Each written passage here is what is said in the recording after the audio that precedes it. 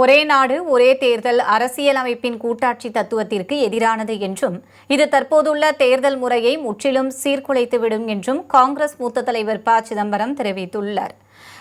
நாடாளுமன்ற குளிர்கால கூட்டத்தொடரில் நடந்தது என்ன என்பது குறித்து விளக்க கூட்டம் செங்கல்பட்டு வடக்கு மாவட்ட காங்கிரஸ் கமிட்டி சார்பில் சென்னை குரோம்பேட்டையில் நடைபெற்றது.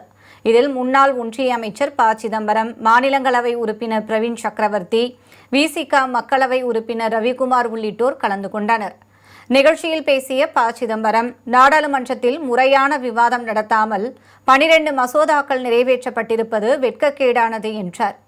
நாடாளுமன்றம் நாளுக்கு நாள் கேலி கூத்தாக மாறி வருவதாகவும், விவாதம், கேள்விகள், கருத்து பரிமாற்றம் ஆகியவற்றிற்கு வாய்ப்பு அளிக்காமல் ஒரு சர்வாதிகார நிலை ஏற்பட்டுள்ளதாகவும் ப சிதம்பரம் விமர்சித்தார். மறுவரையறை சட்டம் அவர்கள் கொண்டு வர முயற்சிக்கிறார்கள்.